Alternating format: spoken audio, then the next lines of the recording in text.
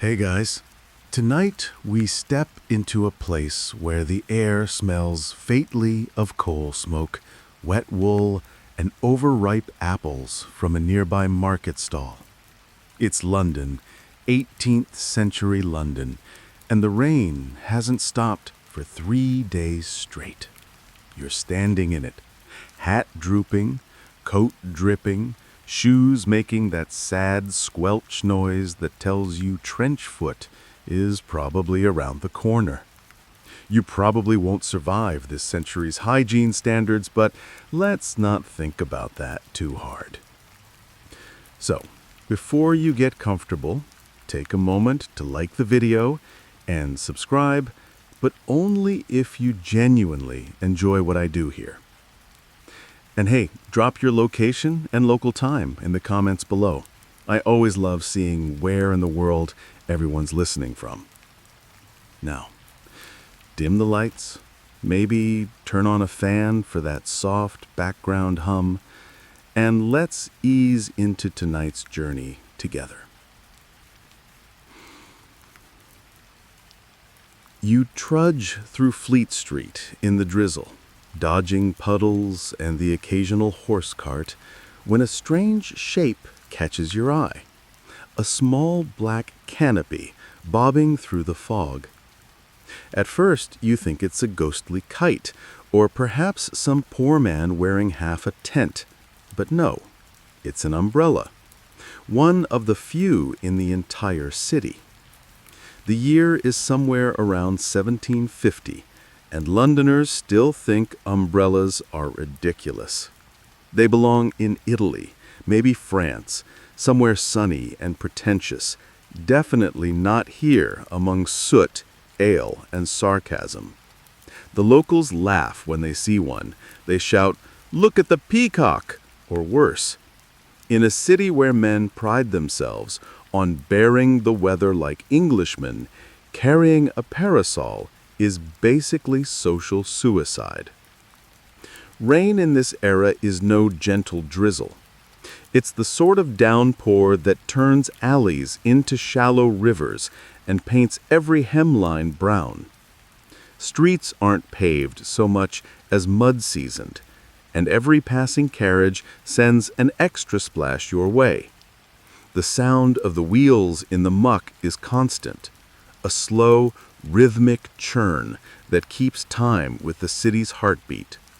You can almost taste the soot. Yet despite the chaos, Londoners have adapted with a kind of grim humor. They wrap themselves in capes of oiled cloth, they hide beneath tavern awnings, and they curse the sky with polite endurance. Umbrellas, those are for fops, foreigners, and the weak-stomached. To carry one is to declare yourself un-British. Still, as you stand there dripping and miserable, you can't help but wonder, why the hate? What did a simple tool ever do to deserve such mockery? Part of it, you learn, is habit. The umbrella simply doesn't fit into London's old rhythm. In the early 1700s, most respectable citizens get around in carriages, not on foot. If you're wealthy, you don't walk through the rain, you summon someone to do that for you. And if you're poor, well, you can't afford an umbrella anyway. You wear your dampness like a badge of honor, as if to say, "See, I'm tough enough to soak." Historians still argue whether this aversion came from pride or practicality. Some say it was about class, that the umbrella blurred lines best left unblurred. Others think it was simply stubbornness, that ancient British impulse to resist anything new until it's been thoroughly mocked. Either way, the city's skies remain full of rain, but almost completely empty of canopies. There's a curious irony here. Centuries earlier, the ancient Egyptians and Chinese used umbrellas as symbols of divinity and power. In Renaissance Europe, they adorned papal processions, but by the time London meets them, they've become somehow funny, It's like the city collectively decided we'd rather drown than look French. You walk past a coffee house, one of those smoky, gossip-filled spots where merchants and writers gather to trade rumors. A man at the door snickers as another passes by under an umbrella, handmade, coarse and clumsy, probably imported from Italy. The handle bends like a swan's neck. The fabric flaps miserably in the wind. "Ha!" he laughs.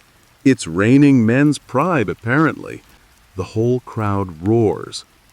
You can't help but smirk, too. It is a little silly. The umbrella's owner looks like a portable mushroom, his dignity shrinking with each gust of wind. But part of you feels sympathy. He's dry, at least, while everyone else is marinating in their own rainwater. As you wander onward, puddles splashing underfoot, you pass by a young street urchin selling cheap tobacco and pamphlets. He yells something about a new rain shade invention being offered on the Strand for 2 shillings, a week's pay for some. You pause, tempted, then remember that walking around with one might earn you more bruises than comfort. One scholar later wrote that London in those days was a city perpetually at odds with its own weather. That feels about right. The people love complaining about rain, but seem offended by the idea of avoiding it. Maybe it's the same psychology that makes you sit through a bad movie just because you've paid for the ticket. Still, the stage is set for change. In coffee houses, travelers whisper about new materials, oiled silk, bamboo, clever folding frames. In a few years, an eccentric named Jonas Hanway will walk straight into this storm of ridicule and never look back. But for now, you're here, a lone observer watching umbrellas glisten faintly in the fog like heretical halos. You can smell the Thames, thick and metallic, blending with the rain. Church bells toll through the drizzle, echoing off wet stone. Somewhere, someone sneezes loudly, probably regretting their life choices. And you, shivering, amused, and strangely fascinated, realize you're witnessing the beginning of a cultural shift that's both absurd and profound. The humble umbrella is about to wage war against British pride, class etiquette, and centuries of dampness. For now, though, you just stand there under the gray sky, trying to remember which puddles are shallow and which ones will swallow your shoe whole. You're still in the drizzle, half wishing for a miracle, or at least a roof, when a tall figure cuts through the fog ahead. His stride is deliberate, his coat long and dark, and above his head rises the unmistakable silhouette of that same forbidden object, an umbrella. People stop and stare. Some laugh, others shout. A boy points and yells, "There goes the rain peacock again." But the man doesn't flinch. His name is Jonas Hanway, and if you've never heard of him, you're about to understand why his umbrella became one of the most scandalous sights in London. Hanway isn't your typical 18th century gentleman. He's a traveler, philanthropist, writer, and all-around oddball. The kind of man who keeps meticulous records of how long his tea takes to cool. He's been to Persia, survived pirate attacks, and somehow found time to write essays about charity and road repair. Basically, he's the kind of guy who makes you feel lazy just by existing. And now, perhaps his strangest accomplishment, he's decided he won't let London's weather dictate his wardrobe. He's seen umbrellas used across the continent, especially in Paris, where they're elegant, practical, and oddly dignified. So when he returns home, he carries one proudly through the city streets. It's hard to overstate how bold that was. In the 1750s, carrying an umbrella in London was like wearing a neon wetsuit to a black tie dinner. People mocked him endlessly. Coach drivers hurled insults, calling him names that could curdle milk. Some even threw mud at him. After all, umbrellas meant fewer passengers. They'd rather see you pay for a ride than stay dry for free. You imagine the scene vividly. Hanway walking along Oxford Street, the rain pattering softly on his oiled silk canopy, while behind him the crowd mutters like a chorus of disgruntled pigeons. One carriage splashes him deliberately, another driver leans out to jeer. Hanway pauses only to shake the water from his umbrella, calm as a monk in meditation. He becomes, unintentionally, a one-man revolution. Newspapers start mentioning him, half in jest, half in fascination. "Mr. Hanway, the gentleman with the parasol," one report sneers. But ridicule has a strange way of becoming publicity, and soon everyone knows who he is. Historians still argue whether Hanway's stubborn umbrella use truly sparked the trend, or if he was just the most visible example of a growing curiosity. Some say there were already quiet adopters before him, merchants perhaps, sailors returning from abroad, who used umbrellas discreetly. But Hanway made it public, and that made all the difference. One story says he used his umbrella for 30 years, never leaving home without it. Another claims he once used it to fend off a pickpocket, whacking the poor thief so soundly that the crowd applauded. Whether or not that tale's true, you can't help but imagine it. Hanway, drenched but dignified, defending both his wallet and his fashion sense. You follow him, metaphorically, through London's narrow lanes. The rain mists your face, and your shoes squelch with every step. He passes a row of barbers, their red and white poles spinning lazily in the wind. Then a bookseller with soggy pamphlets displayed under a flimsy tarp. A group of apprentices snicker as he walks by, one calling out, "Oi, governor! Lost your carriage, have ya?" Hanway ignores them. You almost admire his serenity. There's something oddly modern about him. This man walking calmly against public opinion, shielding himself both from rain and ridicule. Meanwhile, the umbrella itself evolves. Early models are clunky things. Heavy whalebone ribs, coarse cloth, and handles that could double as weapons.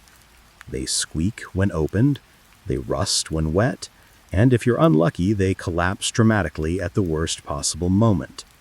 Some even have mechanisms so sharp they can slice your glove clean open. You quickly learn why not everyone rushes to own one. But Hanway perseveres. Gradually, people start to notice the practicality. Clerks, postmen, and even a few daring ladies begin to carry smaller versions. The ridicule doesn't vanish overnight, but the idea seeps quietly into the city's collective mind. There's a charming quirk in all this.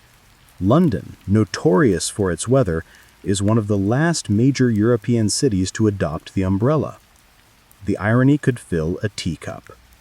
For centuries, Londoners built houses with sloped roofs and narrow streets to funnel rain away, yet they mocked the one object designed to keep an individual dry.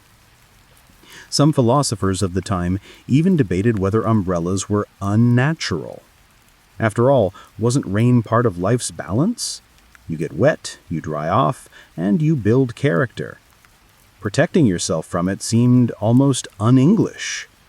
But, as one pamphleteer sarcastically noted, virtue may be built through suffering, yet few complain when it is less moistly built. You imagine Hanway chuckling at that line.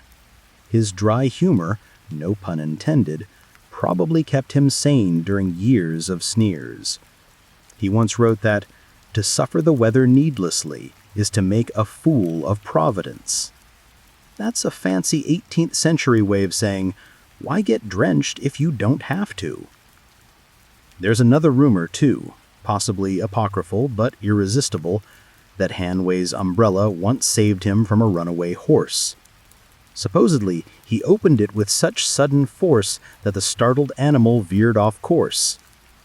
It might be nonsense, but it paints quite the picture. Jonas Hanway, hero of both pedestrians and puddles. By the time he dies in 1886, umbrellas have become far less shocking. The sight of one no longer causes carriages to stop or children to howl with laughter. Instead, it's becoming, slowly, quietly, a mark of practicality. Hanway's obituary even notes his eccentricities, but adds, almost grudgingly, that he bore the ridicule of his umbrella with good humor and sense. And you, standing here in your imagination, can almost see the ripple spreading. A single man's act of defiance, repeated through drizzle after drizzle, softens an entire city's attitude. There's a quiet lesson in that, hidden somewhere between the raindrops. Sometimes, social revolutions don't begin with speeches or wars. They begin with a man deciding he'd rather stay dry. The drizzle hasn't stopped, and honestly, you've stopped expecting it to. The sound of rain on cobblestones is practically London's theme song now. Steady, rhythmic, and a little smug. You move through the damp streets, watching as Jonas Hanway's small act of rebellion begins to echo faintly across the city. But not everyone is impressed. In fact, many people are absolutely furious. This is the age of ridicule, a strange, comical, and sometimes vicious moment in London's social evolution. You'd think a city famous for its fog and rain would welcome the umbrella like a long-lost friend. Instead, people treat it as an insult to tradition. Picture it. The year is around 1760, and a man steps out with a silk-covered frame over his head. Immediately, he's greeted with laughter.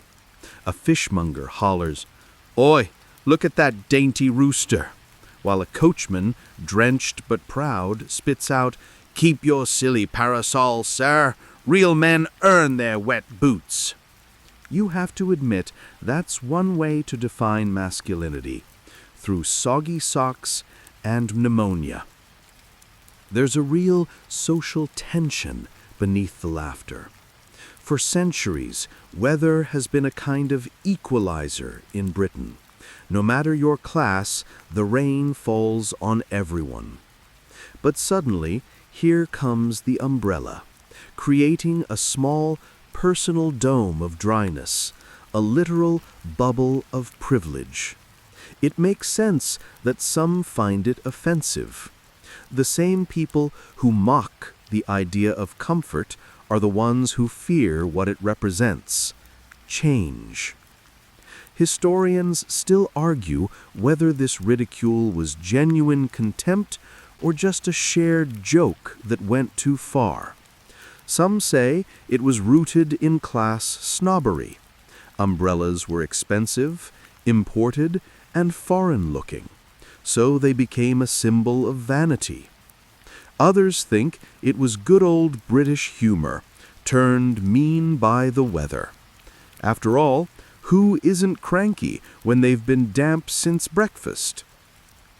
Newspaper satire didn't help. The London magazine once joked that a man with an umbrella walked as if afraid of being dissolved by a droplet of God's making. Caricaturists began to draw exaggerated sketches, long-nosed gentlemen cowering under enormous canopies, while real men trudged on heroically through the rain. One of the funniest and most revealing moments comes from a pamphlet printed in 1768. It claims umbrellas make people effeminate and foreign, unfit for honest English air. The author insists that a gentleman of vigor ought to let the rain harden him, as it does the good farmer's ox. That line alone tells you everything about how Londoners viewed toughness. Apparently, it involves being compared to livestock. Meanwhile, the ridicule spreads beyond men. Women who carry parasols are accused of vanity or moral weakness. They're told the umbrella will spoil their complexion or interfere with their natural modesty. You can't help but roll your eyes. Even staying dry, it seems, is a political act.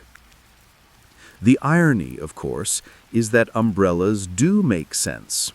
They're practical, efficient, and cost less than constant dry cleaning, if dry cleaning existed yet, which it didn't.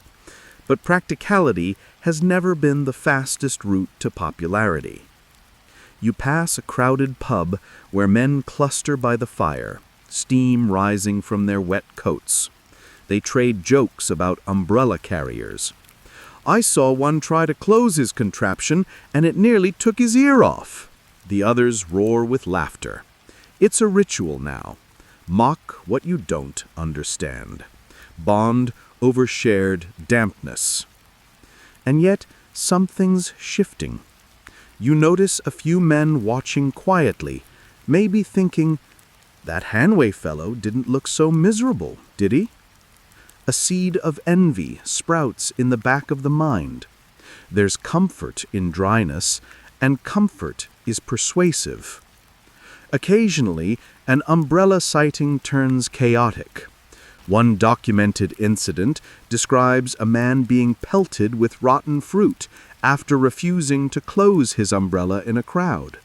Another tells of a woman's parasol being snatched and stomped flat by an angry coach driver. Still, the umbrella endures, a stubborn silhouette in the mist. The coachmen are, in fact, some of its fiercest enemies. Every open umbrella means one less fare. They rely on rain to fill their seats. When people can walk comfortably, business dries up faster than the pavement.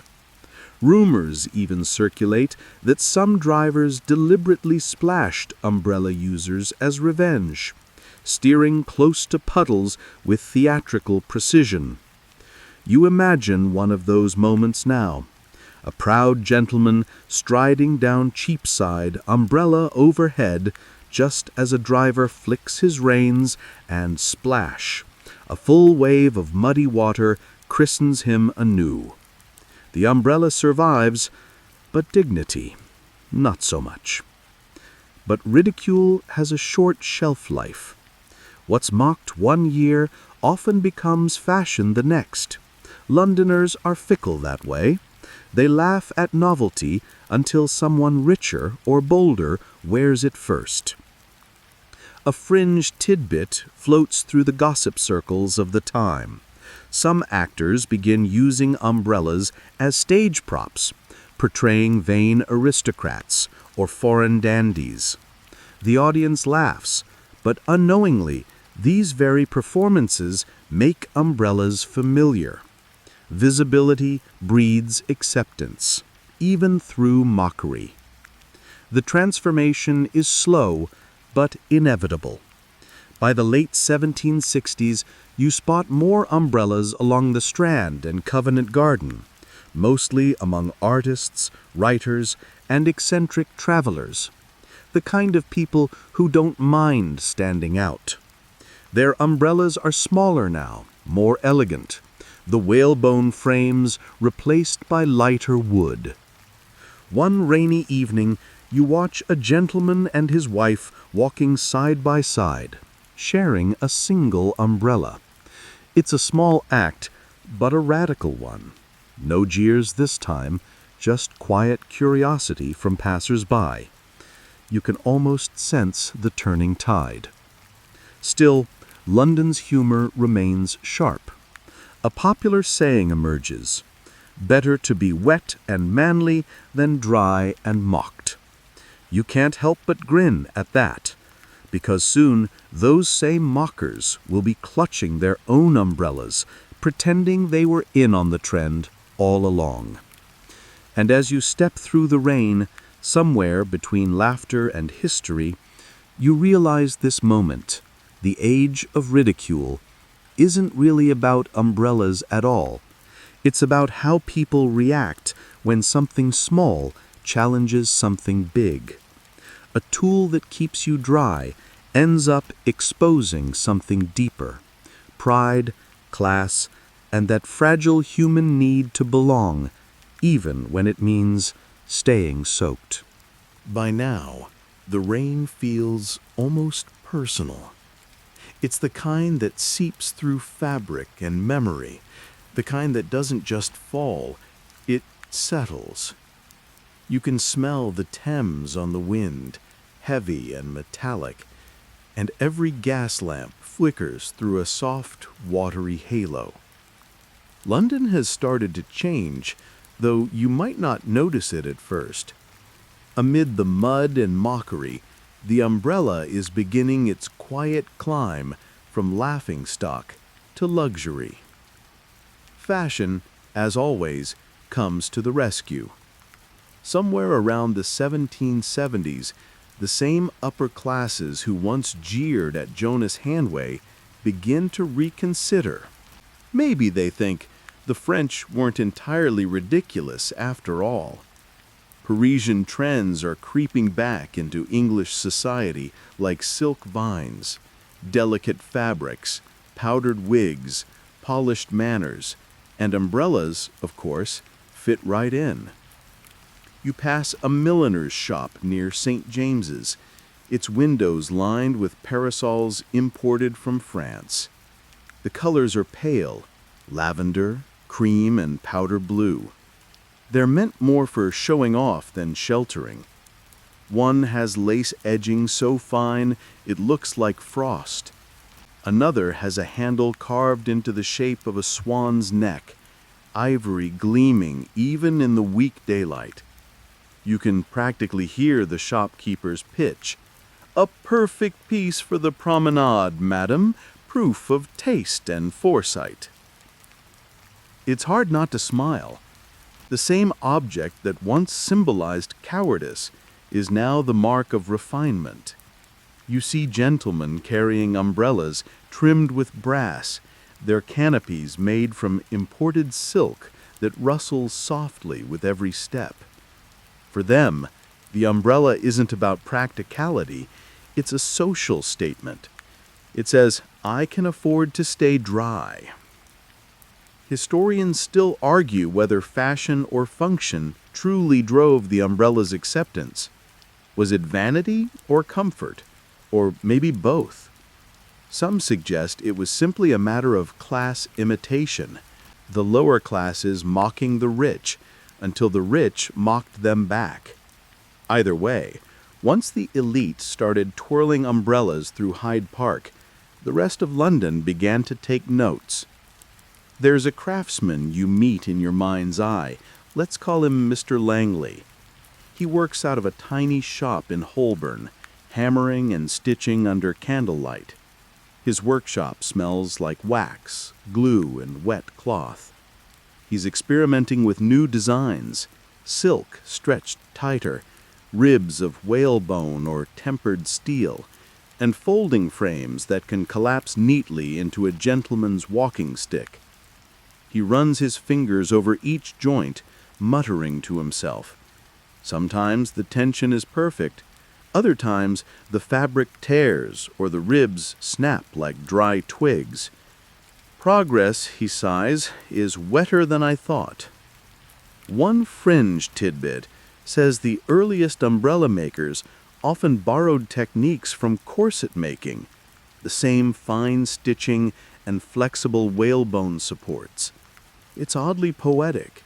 The umbrella and the corset, both forms of controlled shelter, both serving vanity and protection in equal measure. The sound of rain against glass becomes a lullaby to these craftsmen.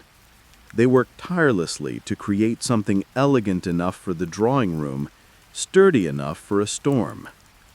Their umbrellas aren't just tools anymore. They're status symbols, portable architecture. By the late 1770s, advertisements start appearing in the Public Advertiser and Morning Chronicle. Improved umbrellas, fit for gentlemen and ladies of taste, silk canopies, ivory handles, and frames of uncommon strength. A single umbrella can cost a week's wages for a laborer, but for a noble, it's a conversation starter. Imagine two lords meeting in the drizzle outside White's Club, subtly comparing handle designs while pretending to talk politics. Ah, yes, mine's made with Italian silk, breathable, of course. There's also a delightful irony in how the item's French flair, once despised, becomes its greatest selling point. The English upper class, despite all the patriotic grumbling, has always had a soft spot for French luxury. Umbrellas slip neatly into that weakness. At the same time, London's streets are transforming.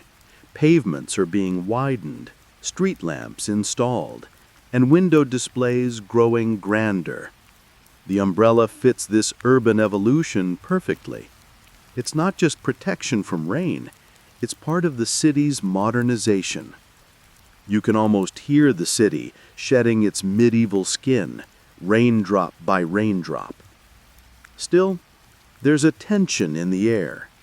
The old schoolers, the tavern goers, the coachmen, the dock hands, aren't thrilled about this new wave of delicate civility. "Look at him," one mutters as a lady passes with a powder-pink parasol. "Think the rain's beneath them, they do." It's the eternal battle between the rough and the refined. You catch snippets of gossip in coffee houses. "Did you hear?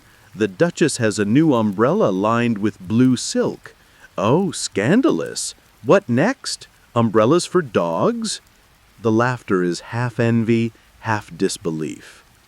And yet, you can feel the shift spreading.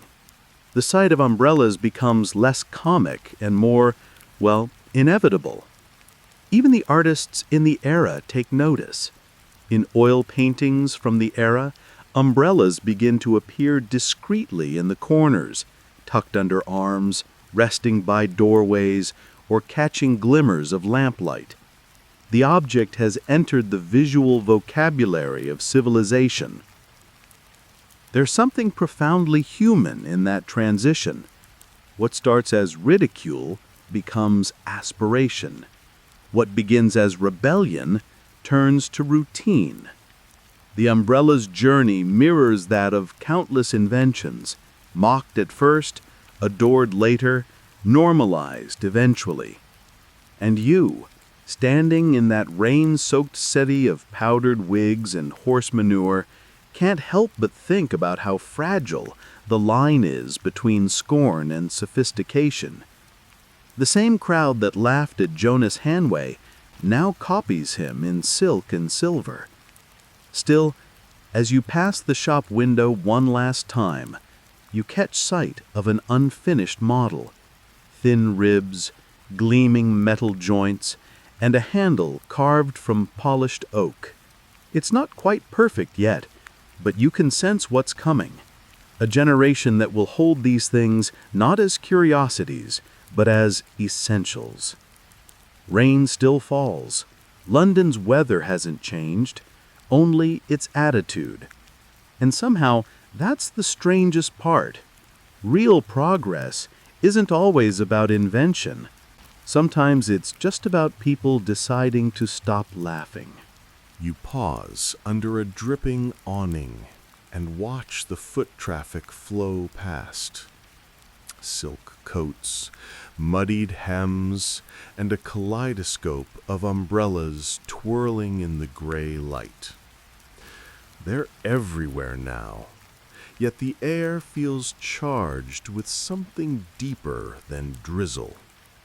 Beneath all this damp civility, London is wrestling with a new kind of identity crisis, the gentleman's dilemma. You see, umbrellas are no longer a novelty. They've crossed the line from foreign absurdity to social symbol. But that very transformation creates a fresh anxiety. What kind of man carries one? The question isn't trivial. In a society where everything, your clothes, your carriage, even your walking cane, signals your place in the social order, the umbrella has become a test of masculinity and class. Real men, it's said, don't mind the rain. They let it darken their coats, plaster their hair, and prove their endurance. To carry an umbrella implies fragility, or worse, vanity. Historians still argue whether this notion was born from old military ideals or pure social snobbery. Some say it reflects the stiff-lipped endurance prized since the English Civil War, a cultural hangover that made discomfort a badge of honor. Others suspect the truth is simpler. The umbrella was new and therefore suspicious. You could almost hear the conversations, gentlemen debating in smoky taverns, brandy glasses clinking. An umbrella, you say? I've survived worse storms without one. Indeed, but does surviving require soaking? Character requires it, my good man. You smirk. Nothing like damp pride to keep tradition alive. Still, not everyone agrees. A few pragmatic thinkers emerge, clergymen, merchants, and naval officers who argue that a true gentleman should be guided by reason, not puddles. One sermon from 1779 even praises the umbrella as a token of Providence's ingenuity, whereby man may preserve both health and linen. That preacher must have been soaked one too many times. But the divide persists. You picture a rainy afternoon in Covent Garden. Two men pass each other, both wearing fine coats. One carries an umbrella, the other does not. They nod politely, each privately convinced the other looks foolish. The tension plays out in subtle ways. At gentlemen's clubs, some members leave their umbrellas outside, embarrassed to be seen with them indoors. Others, bolder, or perhaps more French in spirit, hang theirs proudly by the fireplace. Etiquette manuals begin to weigh in, advising that umbrellas are acceptable in inclement weather, but should not be flourished unnecessarily, as it invites ridicule. That's right. By the 1880s, there's a right and wrong way to hold an umbrella. Society has created rules for how to use the thing you weren't even supposed to have 30 years ago. You can't make this up. Meanwhile, the technology improves. Craftsmen experiment with ribbed steel instead of whalebone, allowing thinner, lighter frames. The coverings shift from oilcloth to fine silk, dyed in somber colors, navy, charcoal, bottle green, because heaven forbid a gentleman's umbrella draw attention. One fringe tidbit claims an umbrella maker named Fox experimented with gunmetal frames inspired by fencing swords. The result was sturdier, sleeker, and apparently capable of being used as a dueling prop if conversation got too heated. And yet, the cultural unease lingers. The umbrella has become a mirror of British contradictions. Practicality fighting pride, elegance battling stoicism. The same society that prides itself on progress still clings to its old discomfort with comfort. Walking through the drizzle, you pass a bookseller hawking pamphlets on proper deportment for gentlemen. You flip one open, amused. A passage reads, "It is the weak man's prerogative to avoid the weather, but the wise man's to master it." So, umbrellas are for the weak, but also for the wise? You can almost feel the cognitive dissonance soaking through the page. Still, change seeps in, quietly and irreversibly. Artists begin painting umbrellas not as comic props, but as markers of urban modernity. Small, self-contained worlds of civility amid the chaos.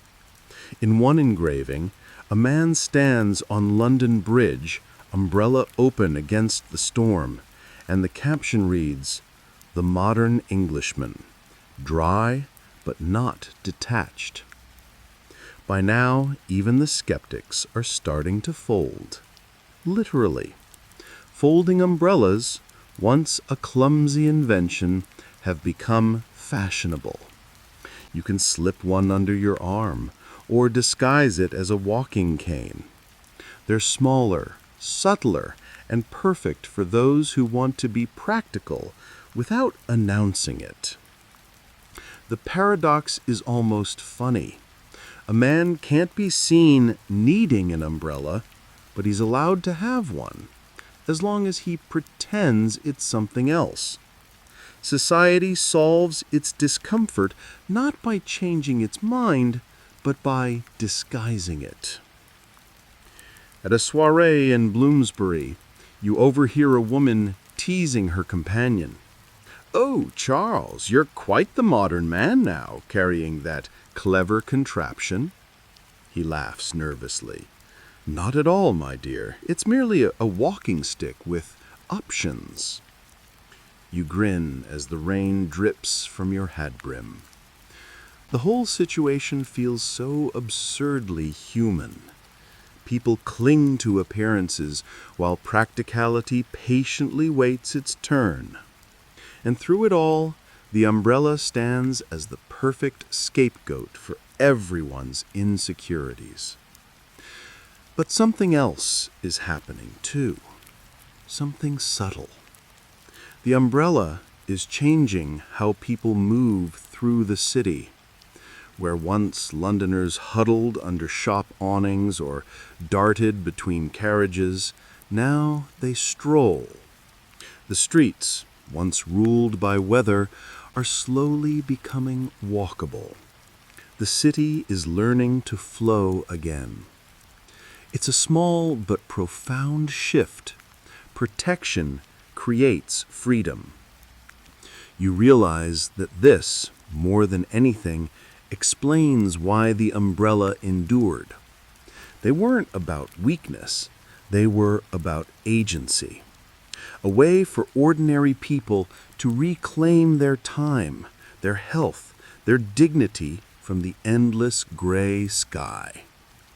And though gentlemen still debate their image, the truth is unavoidable. London's skyline now teems with black canopies opening like midnight flowers. The city has finally embraced the absurd, all thanks to one man's stubbornness and the slow erosion of pride. Still, as you pass a puddle and catch your reflection, a faint umbrella-shaped shadow amid the drizzle, you can't help but smirk. In the end, it's not the umbrella that looks foolish. It's the world that took so long to hold one. The next morning, you wander toward the Strand, the heart of London's bustle. The rain hasn't stopped. It never truly does here. But something new catches your eye among the clatter of hooves and wheels. Umbrellas for hire. A boy in a patched waistcoat waves at you from under a dripping signboard that reads, "Shelter by the hour, 2 pence." Behind him, a row of mismatched umbrellas leans against the wall like tired soldiers. Some are cracked, others crooked, but all promise the same small luxury: dryness. You watch as a clerk steps out from a print shop, tosses the boy a coin, and takes a battered green umbrella. "Back in an hour," he says, already vanishing into the fog. You realize you're looking at something extraordinary, a primitive rental economy, decades before anyone thought to give it a name. These street vendors are London's first umbrella entrepreneurs, and business is booming. The system is simple. You pay a small fee, take an umbrella for your errand, then return it to any participating boy along the same street. Some even offer a deposit plan for repeat customers. The umbrellas are communal property, scratched, patched, and often carrying the initials of previous borrowers carved into the handle. It's the 1780s, and without quite knowing it, London has stumbled into the age of shared convenience. You borrow one yourself, a heavy thing with a bent brass tip and the faint smell of smoke. As you walk, you can't help but notice how this humble service reshapes the city's rhythm. People linger instead of running for cover. Conversations bloom in doorways. Shopkeepers no longer dread the rain because the flow of customers continues uninterrupted. Rain, once a public nuisance, has become an opportunity. You pause at a tea house where two merchants are haggling over prices. One leans on his rented umbrella as if it were a gentleman's cane. The other eyes it enviously and says, "I might take one of those were they not so scarce in good weather." That, too, is part of the new business: scarcity.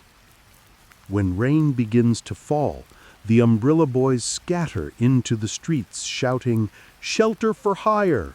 Dry heads, 2 pence!" The supply vanishes in minutes, and those too slow to act must endure the storm or pay a premium. A newspaper column from 1786 even complains that umbrella rentals have become a speculative trade, with vendors charging more during sudden downpours. You smile. Even in the 18th century, Londoners have discovered surge pricing. Yet, not everyone approves. Some moralists claim renting an umbrella encourages laziness, that a man ought to carry his own or face the weather like his ancestors did. Others call it vulgar, a service suited only for clerks and errand boys. But the reality is hard to ignore. Convenience, once tasted, cannot be forgotten.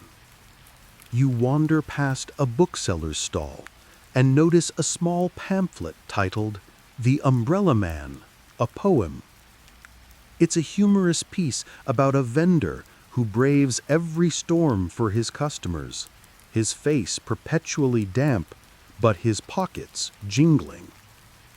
The poem ends, "Though rain may fall and tempests roar, he profits when the heavens pour." A clever line, you think? The umbrella trade thrives precisely because of the misery it prevents. As you stroll deeper into the market, the social boundaries begin to blur. Gentlemen, merchants, and maids all use the same rental umbrellas. For a brief moment, rain makes everyone equal, sheltered under the same patchwork canopies. That quiet democratization unsettles some people. A pamphlet from 1789 sneers that umbrellas are the beggar's roof and the clerk's parasol, implying that those who use them risk blending into the masses. But others see something hopeful. An editorial in the Morning Chronicle praises the civility of shared shelter, noting that strangers now walk side by side under a single canopy, each mindful of the other's comfort, lest both be drenched. It's a small thing, sharing dryness, but it changes behavior. You watch a young woman stop to help an elderly man close his umbrella, its ribs tangled in the wind. A coachman pauses to let pedestrians cross instead of splashing them. Even the air feels gentler under this quiet social experiment. For all its simplicity, the rental umbrella becomes a symbol of a new kind of urban cooperation. You're witnessing the birth of collective convenience, proof that even in a city built on rivalry, people can share small comforts without tearing each other apart. By evening, the rain grows heavier. The vendor boys reappear to collect their stock, counting each umbrella with care. One scolds a customer for returning his late.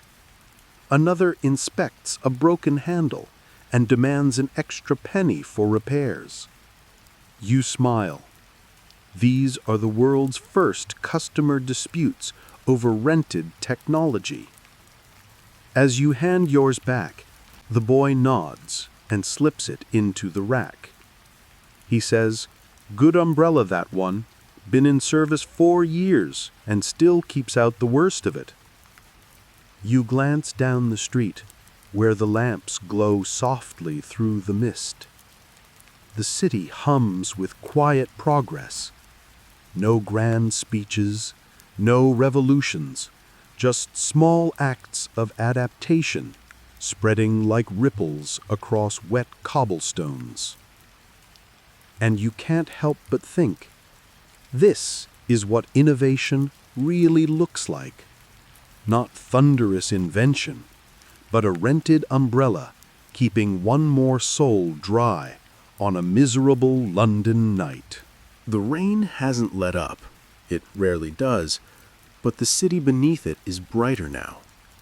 You can see it in the way umbrellas move through the crowd, swaying, spinning, gliding past one another like dark blossoms, opening and closing across the streets. London, once mocked for its obsession with gloom, has turned the drizzle into theater. And yet, as umbrellas multiply, so do the opinions about them. This is London, after all, the city where even teacups can spark debates. In coffee houses and parlors, the umbrella becomes a cultural lightning rod. Some say it's the mark of modern civility. Others insist it's the death of English grit. A bearded man at a corner table slams his newspaper down. "Next they'll be carrying tents," he grumbles. "What's a little rain to a true Briton?" His companion, dabbing his wet wig with a napkin, replies dryly, "Apparently everything." You chuckle quietly. Londoners haven't changed much in 200 years. Still, the umbrella's popularity grows. By the turn of the 19th century, you can't walk 10 steps without seeing one. Gentlemen carry them with pride. Ladies match them to their gowns, and even chimney sweeps find ways to salvage broken ones from makeshift shelters. What began as a curiosity has become, in just a few decades, an emblem of urban life itself. But not everyone embraces it for the same reasons. For the elite, it's a mark of refinement. For the working class, it's a shield against both weather and indignity.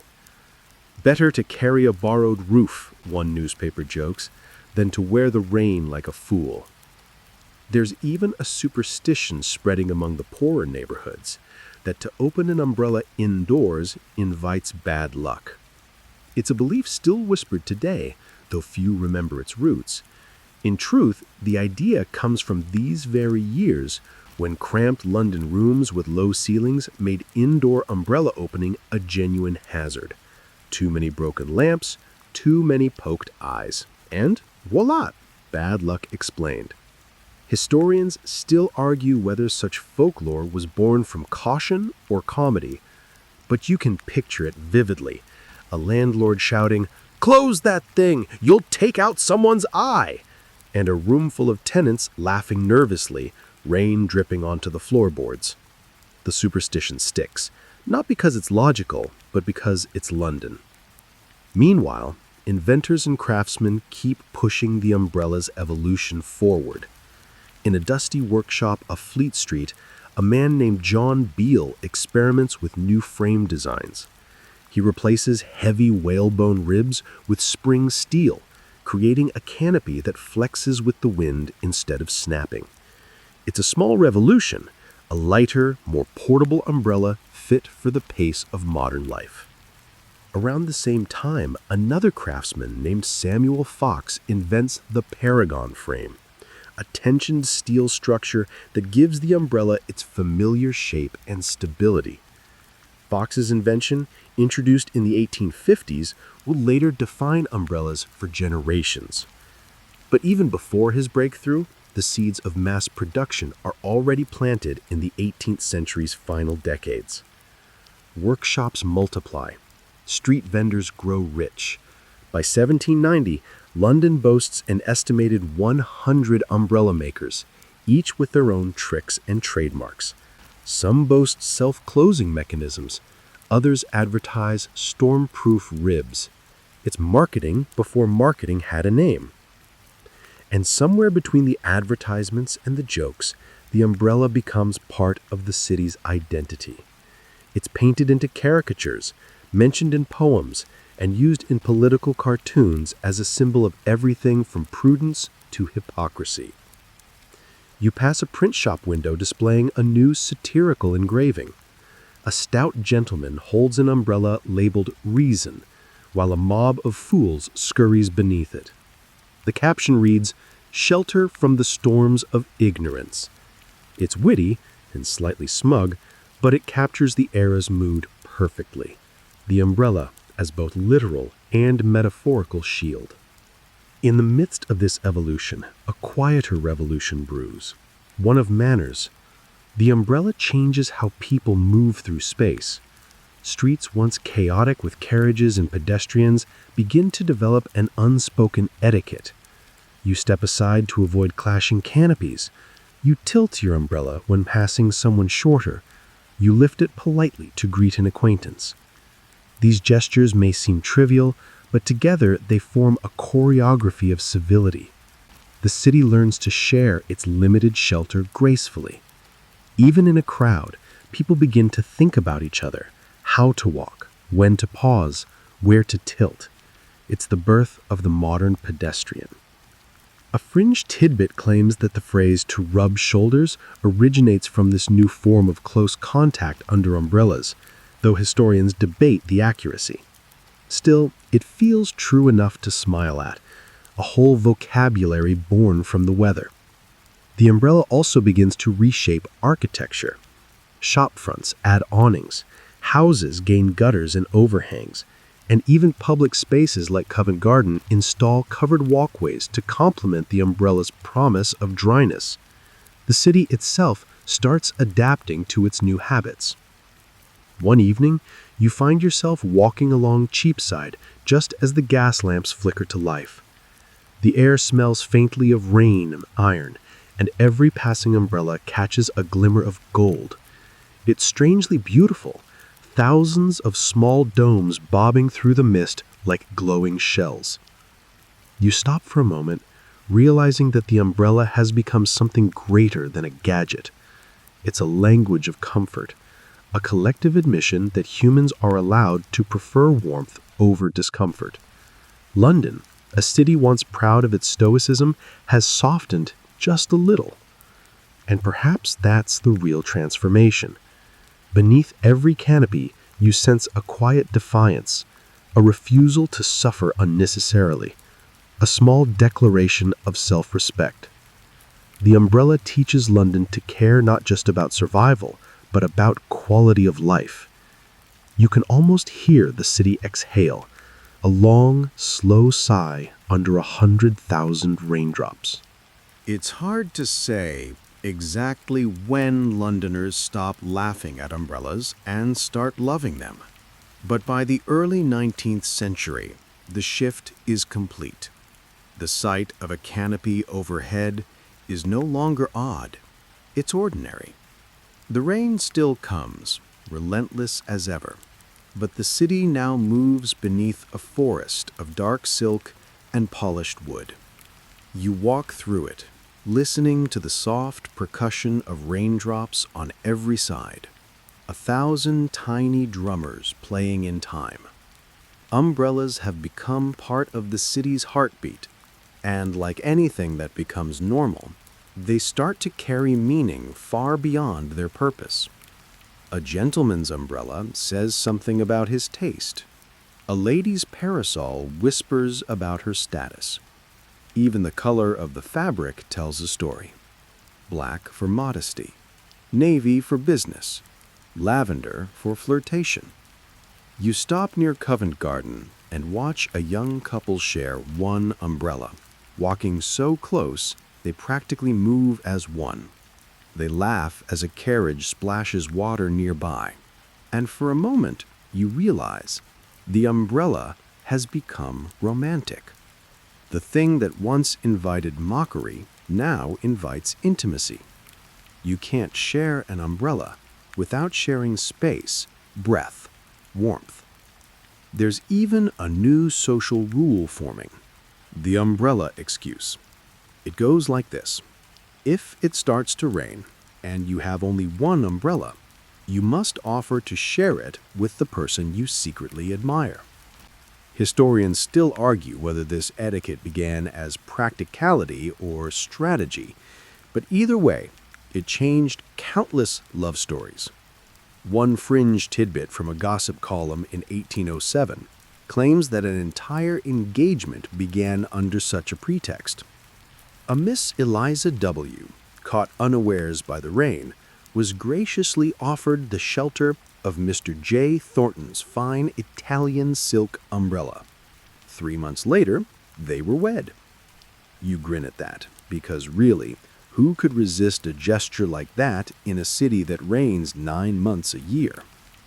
But beyond the flirtation and fashion, there's a deeper meaning to the umbrella's spread. It becomes a sign of identity, of belonging to a civilized, forward-thinking society.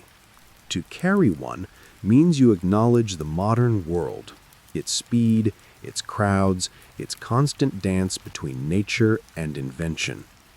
You notice it especially in paintings of the time, in works by artists like Thomas Rowlandson and James Gilray. Umbrellas often appear as visual shorthand for urban sophistication. Even when used in satire, when the artist wants to poke fun at pretentious city dwellers, the umbrella remains a mark of progress. It's the object that separates London from the countryside, intellect from instinct. And then there's the weather itself, London's most consistent personality trait. The endless drizzle gives the umbrella not just purpose, but poetry.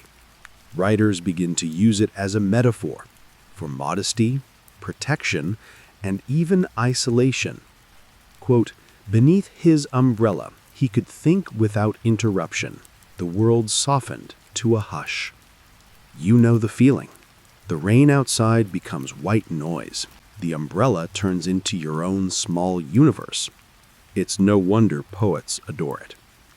By this point, entire shops specialize in umbrellas.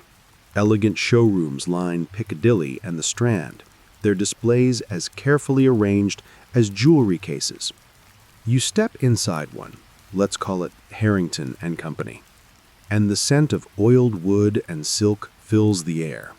Umbrellas hang from racks like sleeping bats, each with a tiny brass tag, mahogany handle, £2 10 shillings, silk imported from Lyon, patented spring frame. The clerk greets you with quiet pride. Would sir prefer a walking stick style or the new telescopic model? He demonstrates both, one long and stately, the other folding neatly into itself like a trick of magic. You can't help but marvel. Technology, even in something so simple, has become elegant. And, of course, the prices reflect that elegance. A proper umbrella is an investment, a possession to be cared for, repaired, and, if lost, mourned. People begin engraving initials on handles, wrapping ribbons around the shaft to mark ownership. Losing your umbrella is a small tragedy. Finding it again feels like destiny. Still, beneath all the refinement, there lingers that faint echo of old ridicule.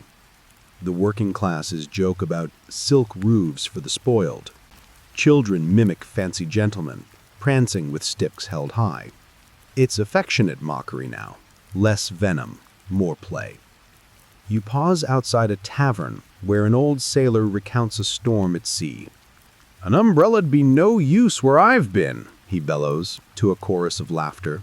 But even he carries a small, battered one tucked by the door. That's the quiet truth. Mock it all you like, you'll still reach for it when the clouds break. Historians still argue whether the umbrella's popularity grew from practicality or psychology. Some say it's simply human nature. We crave control over chaos, even if it's a few feet of dry air.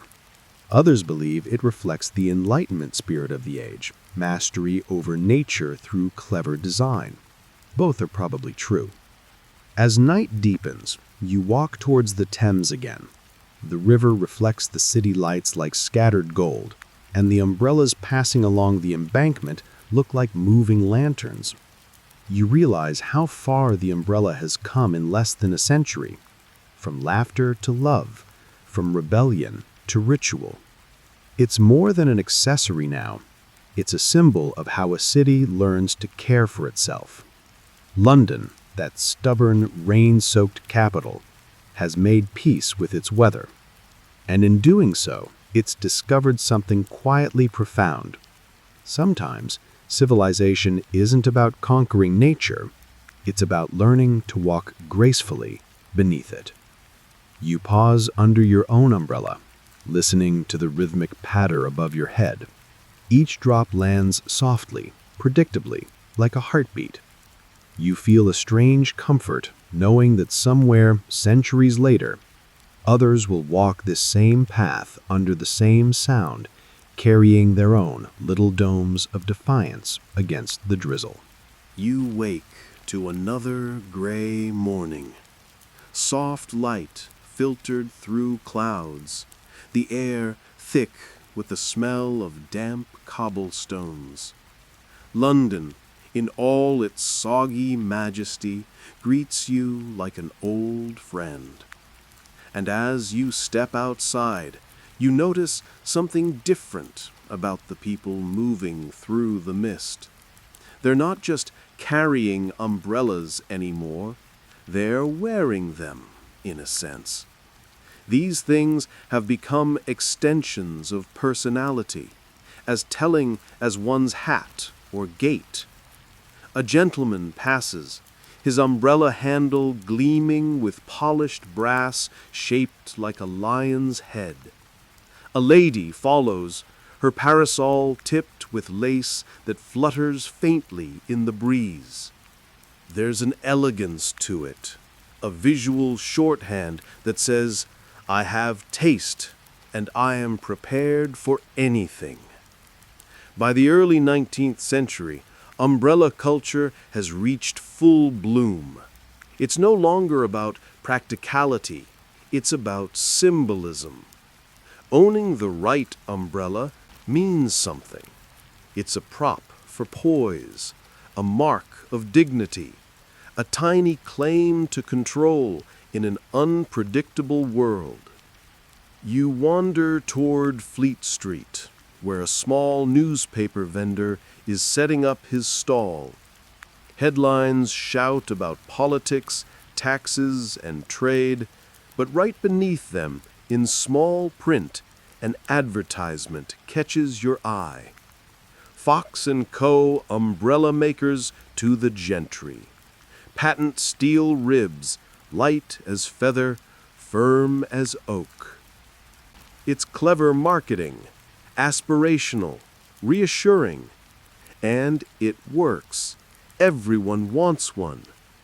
A mainstream historical fact, by 1820, London boasts more than 200 umbrella manufacturers. Their workshops are busy year-round, crafting thousands of canopies in silk, oilcloth, and cotton. Imports from France bring luxury. Exports from London spread the fashion outward to Europe and even across the Atlantic. By mid-century, umbrellas are so commonplace that city planners start designing around them. Street widths, market layouts, even doorway heights subtly adapt to the new umbrella-carrying public. But you can't help noticing something strange beneath all this progress. The umbrella, meant to bring comfort, is also breeding new anxieties. Shopkeepers post signs that read, "Please shake off before entering." Carriage drivers complain of poked horses. Crowded sidewalks turn into a battlefield of jabbing tips and dripping canopies. One satirical pamphlet warns, "Beware the umbrella man. He knows not whose eye he endangers." You smile, because it's true. The more umbrellas there are, the more coordination is required. Londoners must evolve new social reflexes, how to pass, when to raise, when to tilt. A dance of politeness takes shape, one that still survives today. You've probably done it yourself. Two people sidestepping on a rainy street, lifting umbrellas just enough to avoid collision, sharing a quick, awkward smile. That choreography begins here, on these narrow 19th century pavements. Historians still argue whether this shift toward constant, subtle courtesy was a genuine social advance or merely survival instinct. After all, no one enjoys an umbrella jab to the eye. But either way, it worked. The city learned to flow differently. Meanwhile, the designs themselves keep improving. New materials arrive, vulcanized rubber, steel ribs, and waterproof cotton. Samuel Fox's Paragon frame, introduced in 1852, revolutionizes the structure entirely, giving it strength and flexibility in equal measure. For the first time, umbrellas can bend without breaking, a small miracle in a city that bends everything else. A quirky tidbit, early versions of the Paragon were rumored to sing in strong wind, producing a faint metallic hum that startled pedestrians. Some claimed it was good luck to hear it. Others said it meant rain was about to worsen. London, ever the superstitious beast, turned engineering into folklore overnight. You pause to watch a man testing one of these new models in the wind. He stands proudly, his umbrella quivering but unbroken. A small crowd applauds. Somewhere nearby, a competitor takes notes. Innovation in the age of rain isn't just science, it's theater. And of course, every great invention must have imitators. Soon, cheap knockoffs flood the markets of Cheapside and Spitalfields. You can buy one for $1, though it will likely snap before the week is out. Still, they sell fast. Even the poorest Londoners now have access to dryness, however temporary. This democratization changes the city again. No longer just a gentleman's accessory, the umbrella becomes a tool of the people. Chimney sweeps, flower sellers, and bootblacks all begin to carry them. The image of a worker trudging through the rain beneath a faded, mended umbrella becomes one of London's quiet truths. Yet, class divides persist even under shared shelter. The rich have silk and silver, the poor have oilcloth and splinters. Rain may fall equally, but comfort still has a price. You catch a sight of a weary woman holding a patched umbrella with more holes than fabric.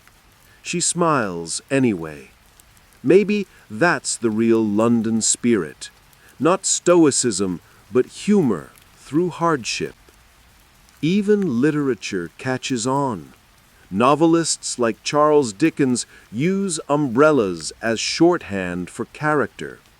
A pompous bureaucrat always carries one, a humble clerk clutches a broken one, a scoundrel leaves his behind. The object becomes narrative shorthand. One glance and you know who you're dealing with. By mid-century, the umbrella isn't just part of life, it's part of identity. Londoners are born beneath it, live beneath it, and, if they're lucky, die with it still intact. The city has adopted it so fully that to imagine London without umbrellas feels impossible. But there's an irony hiding in plain sight. The more umbrellas there are, the more they lose their power to impress. The symbol of refinement slowly dissolves into habit. People stop noticing. What was once revolutionary becomes invisible. You stop at a corner and look out across the rainy street. Hundreds of umbrellas bobbing like dark petals.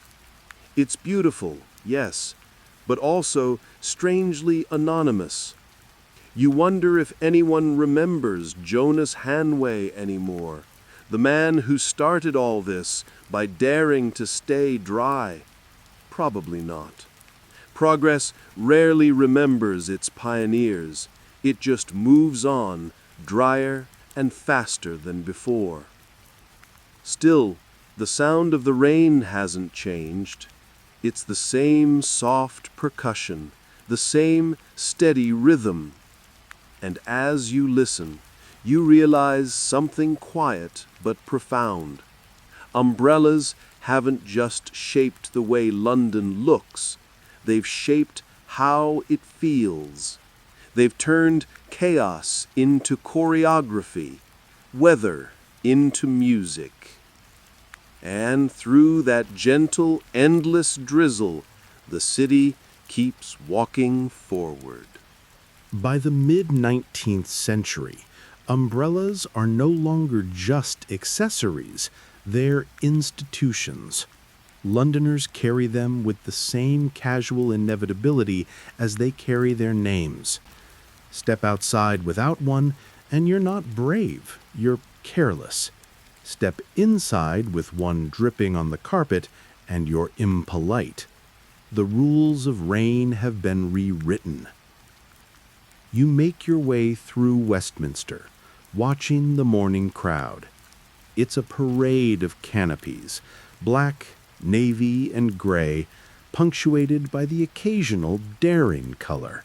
The air is filled with that soft hiss of rain meeting fabric, a sound so constant It's become the city's unofficial lullaby. If you listen closely, you can hear the clack of umbrella tips against the pavement, a rhythm as distinct as the toll of Big Ben. Every Londoner keeps time with it. It's the metronome of a metropolis that refuses to stop moving, no matter how much it pours. In those years, umbrellas also find their way into politics, literally. The Prime Minister himself is often sketched in newspapers beneath one, his sensible shelter praised as proof of reliability. Opponents are drawn bareheaded in the rain, their foolishness made visible. Caricaturists love the contrast. An umbrella becomes shorthand for competence. Lose it, and you lose credibility. There's even a wry phrase that surfaces around this time. Fit to hold an umbrella, at least. It means someone's practical, trustworthy, maybe not brilliant, but dependable. And in rain-drenched London, that's no small praise. Historians still argue whether this association of umbrellas with prudence began with politicians or with bankers, but either way, the connection sticks. The object that once symbolized vanity now represents caution and foresight. Civilization itself, neatly folded and carried by hand. You duck into a cafe to escape a particularly vicious gust. Inside, the room smells of coffee, smoke, and wet wool. Umbrellas stand in a rack by the door, dripping politely. It's a small forest of stems and handles, some plain, some ornate, one with a carved ivory horse's head, each one a silent story of its owner. A man across the room grumbles as he shakes his newspaper. Did you hear? There's an umbrella thief about. You look up. Steals them right from the cafe racks, never the cheap ones, mind you, only the fine silk kind. The other patrons laugh, but there's unease beneath it. Losing an umbrella now is more than inconvenience, it's insult. You can almost imagine the thief himself darting through the alleys of Soho with a collection of stolen shelters, chuckling under his breath. It sounds absurd, but thefts like this genuinely happen. There's even a court record from 1848 describing one man charged with unlawfully appropriating a gentleman's umbrella from a coffee room stand. The punishment? A fine and public embarrassment. It's proof of how deeply the umbrella has embedded itself into everyday life. Its property, pride, identity. Meanwhile, the umbrella continues to evolve. The telescopic folding version appears, light enough to slip into a lady's handbag. For the first time, umbrellas become personal in a new way, portable, private, almost intimate. A woman no longer needs to rely on a gentleman's arm for shelter. She can open her own, walk her own path, and stay dry on her own terms.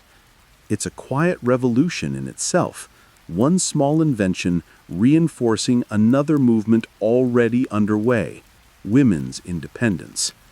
You picture a woman walking alone through Piccadilly, her face calm, her umbrella held high. The rain may fall, but she doesn't slow. A fringe tidbit from a 19th century etiquette guide advises, a lady should carry her umbrella with grace, neither thrusting it forward nor letting it trail behind her, lest she appear uncultivated. Apparently, even progress comes with posture notes. Outside, the rain has softened again.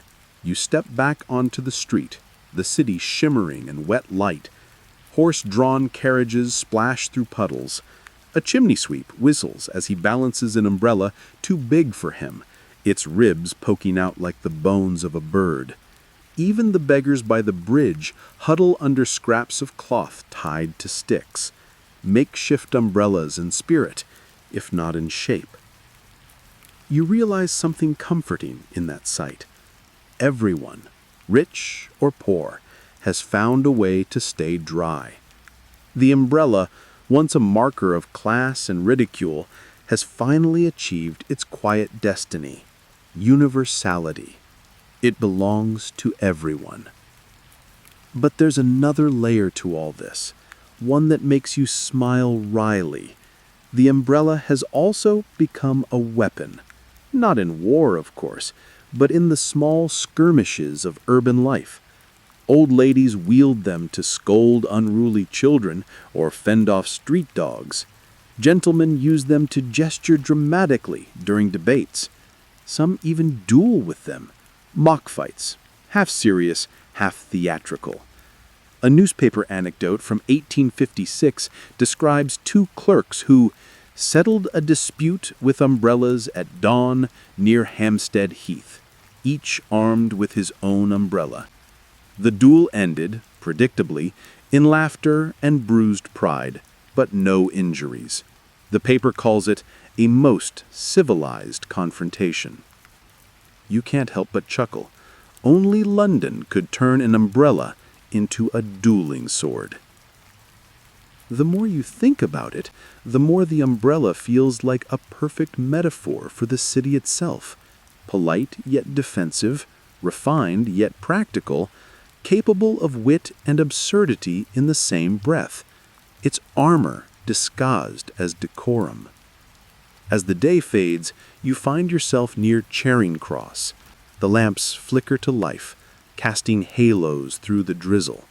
Every umbrella you pass glows softly in the lamplight, each one a moving lantern in the mist. It's a strangely beautiful sight, London's great nightly bloom. And beneath that canopy of color and shadow, the city breathes in sync. People rush home, laughter carried by the rain, each person a small universe under their dome of fabric and steel. It's easy to forget now, but all of this rhythm, this civility, this quiet choreography, was once unthinkable, all born from one man refusing to get wet. You smile, tighten your grip on the handle, and keep walking. By the late 19th century, the umbrella is more than a tool. It's a stage prop in the theater of modern life. You see it everywhere, on postcards, advertisements, and even in early photography, where Victorian couples pose beneath them with stiff smiles and damp shoes. The object that once sparked laughter now signals sophistication. You wander through a foggy London street in 1885, the air thick with soot and drizzle. The city feels timeless and mechanical, gears turning beneath the rain. Above you, a forest of umbrellas rises, black and orderly, like a field of obedient mushrooms. You can almost hear the soft percussion of droplets bouncing from canopy to canopy. It's a symphony of civilization and, if you squint, of vanity too. Because just as quickly as umbrellas became practical, they also became fashionable. And Victorians, bless them, could never resist a chance to decorate. The latest ladies' umbrellas feature lace trimmings, ivory handles, even secret compartments for perfume vials or love notes. Men's versions, meanwhile, often double as canes, sword sheaths, or, on occasion, flasks. You picture a London gentleman discreetly unscrewing his umbrella's handle for a sip of brandy on a dreary commute. Practicality meets pleasure. A quirky tidbit from an 1888 Illustrated London News article notes, umbrellas are now crafted with the care once reserved for violins. Their ribs are of the finest whalebone, their cloth stretched so tight it hums faintly when struck. You can almost hear it now, an orchestra of humming umbrellas in the drizzle.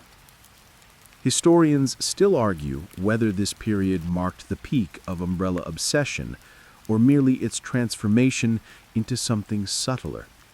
Some say the Victorian urge to ornament was a backlash against industrial drabness, a way to reinsert art into a world of soot. Others claim it was just capitalism doing what capitalism does best, selling elegance to anyone who could afford it. You imagine strolling through a department store of the era. Polished counters gleam beneath gaslight, and the clerk presents umbrellas like jewelry, each handle carved from mother of pearl or tortoise shell, each canopy folded with reverence. A sign reads, "Protection, prestige, and poise, only 15 shillings." The umbrella, by this point, has become a quiet class marker. To carry a fine one is to say, I can afford not to get wet. And yet, there's something democratic about it still. Factory workers, shopkeepers, and milkmen all carry their own, perhaps patched or faded, but carried with pride. The city's skyline is mirrored at street level in the open domes of umbrellas, big and small, neat and tattered, reflecting the same light. You pass by a park where a child is spinning an umbrella upside down, catching raindrops in the fabric until it becomes a puddle. His laughter echoes off the trees. The umbrella, so loaded with meaning for adults, returns to pure utility in his hands, a cup for the sky. There's humor in the way Londoners have grown to depend on these things. Newspapers print cartoons of entire families huddled beneath one oversized umbrella, their faces poking out like peas in a pod. Street vendors even sell umbrella insurance, a small fee to rent one during a storm, refundable upon its return. It's an early version of the sharing economy, with a touch of Victorian absurdity. One article from 1892 complains that the umbrella stands in every public house are now empty by noon, because Londoners have grown too lazy to carry their own. You can almost hear the bartender sighing, "No, sir, I have none left. Someone took the last one with the duck handle." Despite the jokes, there's something poetic about this shared dependency. The umbrella has quietly woven itself into the moral fabric of the city, pun intended. It's a symbol of preparation, of facing adversity with composure. You imagine a father telling his son, always carry one, not because it will rain, but because it might. And so the umbrella becomes a moral metaphor. Life's unpredictable drizzle is always coming. You may as well be ready. But there's a darker undertone too. As the century closes, umbrellas start appearing in more serious contexts: funeral processions, political rallies, and even strikes. Rows of them march like uniformed soldiers under gray skies. They're no longer just protection, they're solidarity, quiet and visual. During one dockworkers' strike in 1890, a newspaper sketch shows hundreds of men standing together, umbrellas open, forming what the caption calls a black canopy of defiance. It's hauntingly beautiful, the rain falling, the men silent, their shelters forming a single massive shadow. It reminds you how objects evolve not only through invention, but through emotion. What began as a contraption to keep one man dry has become a language, a way of saying who you are, what you stand for, and when you'll stand your ground. Even the arts take notice. In paintings and early film, umbrellas often appear as shorthand for modernity itself, evidence that the world has changed. One critic of the time calls them the punctuation marks of progress. It's funny to think of umbrellas as punctuation, commas and periods scattered across a rainy page. but the metaphor fits. Each one pauses the chaos of weather, creates a moment of stillness in the downpour. You close your eyes for a moment, listening to the sound of rain on canvas, the soft, percussive headbeat of 1,000 shelters. The city feels alive, connected, human. And as you walk, you realize how deeply the umbrella has shaped not just London's skyline, but its spirit. Beneath every one of those domes, there's a person choosing not to surrender to the weather. A quiet rebellion repeated 1,000,000 times. You adjust your grip on the handle, the old habit of every Londoner before you. And even though you know it's just fabric and ribs and steel, you can't help but feel that under it, you're part of something ancient, absurd, and deeply civilized. By the turn of the 20th century, you notice that umbrellas have slipped so quietly into daily life that people hardly talk about them anymore. They're just there, like lampposts or clocks, or that one friend who never misses a meeting.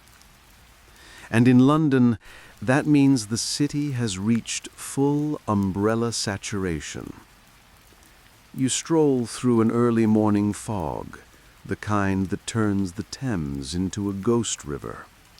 Horse hooves clatter on cobblestones, steam curls from bakery chimneys, and every passerby moves beneath a dark canopy. The umbrella, once an oddity, has become an extension of the human silhouette. You spot a newsboy on the corner, his stack of the Times protected under a makeshift umbrella cut from oilcloth. He's calling headlines about Parliament and faraway wars, his voice breaking through the mist. You wonder if he even realizes he's part of a centuries-long evolution. Each drop that misses him, a tiny victory in London's battle against its own weather. It's around this time that the umbrella becomes something else entirely, a metaphor for predictability. Comedians make jokes about English caution. A gentleman brings his umbrella whether the forecast calls for rain, snow, or divine judgment. People laugh, but there's pride in it too. The British identity and the umbrella become inseparable. Abroad, a cartoon Englishman is instantly recognized not by his crown or teacup, but by that neat dome of black fabric. The world looks and says, "Ah, yes, civilization, polite, punctual, and perpetually prepared for drizzle." One quirky tidbit from a 1902 humor magazine even suggests that the umbrella is the true flag of the empire, for it waves in every colony. It's half joke, half truth. By now, British officers carry them from Bombay to Singapore. They're useful in tropical rain, but also a visual reminder of where authority comes from, the homeland of gray skies. Historians still argue whether this global spread of umbrella culture was an accident of practicality or a subtle export of British manners. Did people in India or Africa adopt it because it worked, or because it symbolized power? The debate lingers like mist after rainfall. Meanwhile, in London itself, innovation marches on. Steel ribs replace whalebone, nylon and silk give way to new weaves, and the folding umbrella becomes a marvel of portability. You imagine the first businessman who proudly slips one into his briefcase, a magician of dryness. Advertising joins the game too.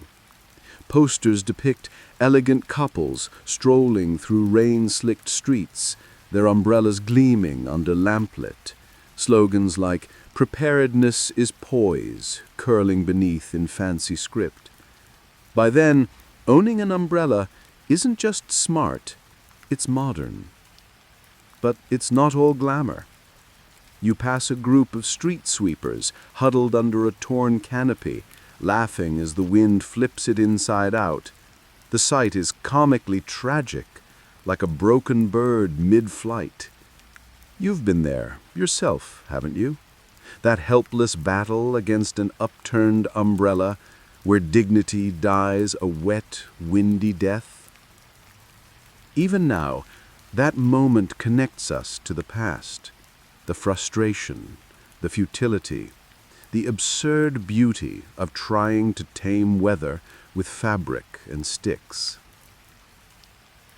Inside a cafe, a couple sits by the window, their umbrella dripping gently in a stand beside them. You overhear snippets of conversation. "I told him to bring it. He said it wouldn't rain." The woman smiles smugly, sipping her tea. Some things never change. In literature, the umbrella starts appearing as a character trait, a symbol of restraint, even repression. Writers mock the man who clings too tightly to his, the one who carries it on sunny days, just in case. You can almost hear the narrator whispering, he fears not only storms, but spontaneity. Yet there's something lovely about that too. The umbrella is an act of quiet resistance against chaos. It doesn't stop the storm. It just gives you a small, private patch of calm within it. You walk past Hyde Park and see people of every kind beneath them. Lovers sharing one, strangers colliding in crowded crossings, a child peeking out from beneath his mother's shelter like a small explorer beneath a tent. Each umbrella is a temporary world. And then there's the humor. You pass a man struggling with an umbrella twice his size, the wind catching it like a sail. His hat flies off into a puddle. He mutters something too muffled to be polite. The passerby chuckles. Londoners by now know better than to fight nature head-on. They just outlast it.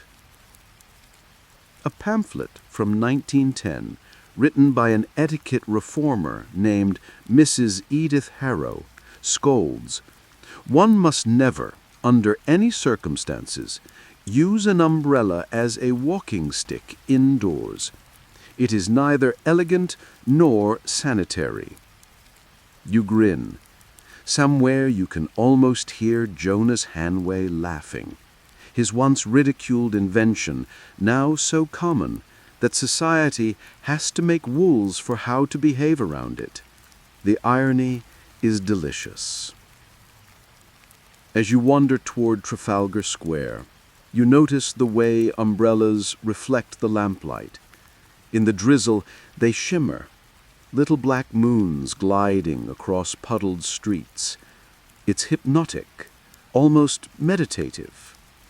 You catch yourself walking slower, breathing in rhythm with the city's rain. You start to see why Londoners grew proud of this gray monotony. It gives the city its mood, its patience, its sense of drama. And the umbrella, faithful and uncomplaining, is its partner in that endless dance. You pause at a corner where a bus conductor waves people aboard.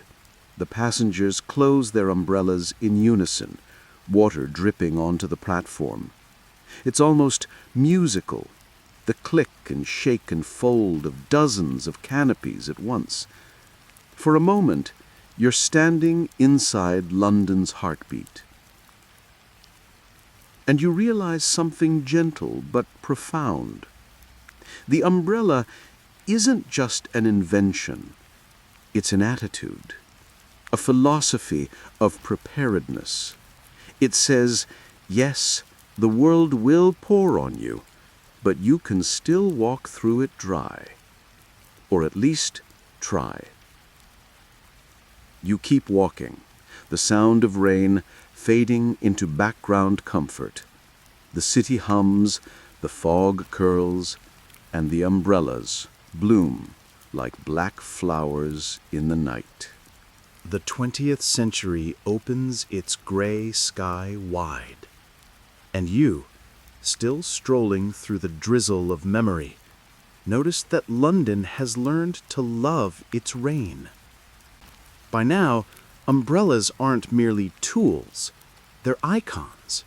A shorthand for home, for reliability, for the peculiar comfort of damp shoes and glowing street lamps. You're standing at a street corner in 1920, watching a crowd of commuters emerge from the underground like clockwork soldiers, each one unfurling a black umbrella in near-perfect unison. The rain starts gently, as if on cue. You can almost hear the conductor's baton, and open. Everywhere you look, London hums beneath this canopy of civility. A city defined not by defiance of weather, but by coexistence with it.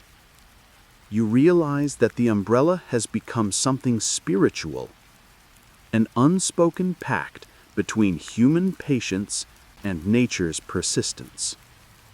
But of course, fashion and absurdity never stay far behind. The roaring 20s bring with them a new appetite for flair. You see bright parasols on sunny days and patterned umbrellas in the rain, plaids, florals, and Art Deco swirls, replacing the endless black.